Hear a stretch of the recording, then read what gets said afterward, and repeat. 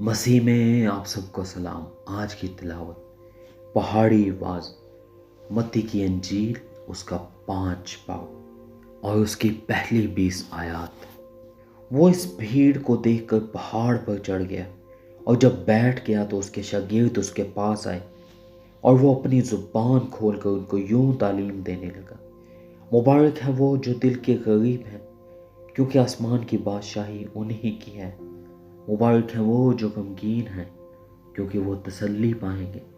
مبارک ہیں وہ جو حلیم ہیں، کیونکہ وہ زمین کے وارث ہوں گے۔ مبارک ہیں وہ جو راست بازی کے بھوکے اور پیاسے ہیں، کیونکہ وہ آسودہ ہوں گے۔ مبارک ہیں وہ جو رحم دل ہیں، کیونکہ ان پر رحم کیا جائے گا۔ مبارک ہیں وہ جو پاک دل ہیں، کیونکہ وہ خدا کو دیکھیں گے۔ مبارک ہیں وہ جو صلح کراتے ہیں، کیونکہ وہ خدا کے بیٹے کہلائیں گے۔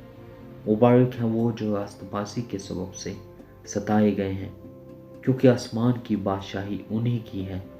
جب میرے سبب سے لوگ تم کو لعن طعن کریں گے اور ستائیں گے اور ہر طرح کی بری باتیں تمہاری نسبت ناحق کہیں گے تو تم مبارک ہوگے۔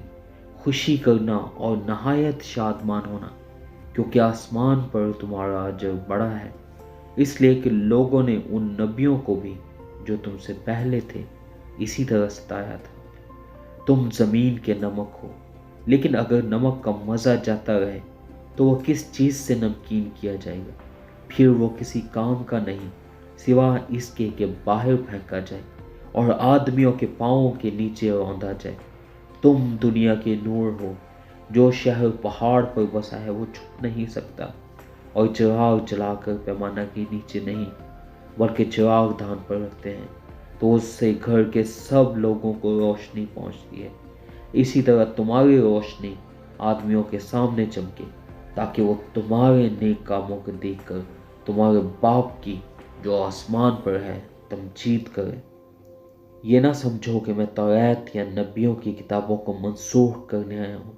منسوخ کرنے نہیں بلکہ پورا کرنے آیا ہوں، کیونکہ میں تم سے سچ کہتا ہوں کہ جب تک آسمان اور زمین ٹل نہ جائیں، ایک نقطہ یا ایک شوشہ توریت سے ہرگز نہ ٹلے گا، جب تک سب کچھ پورا نہ ہو جائے۔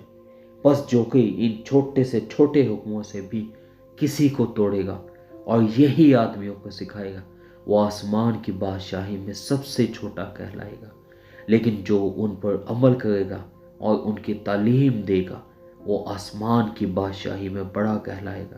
کیونکہ میں تم سے کہتا ہوں کہ اگر تمہاری راست بازی فقیوں اور فریسیوں کی راست بازی سے زیادہ نہ ہوگی تو تم آسمان کی بادشاہی میں ہرگز داخل نہ ہوگے۔ آمین۔ خداوند کا کلام پڑھے اور سنے جانے کو اس کی برکت ہو۔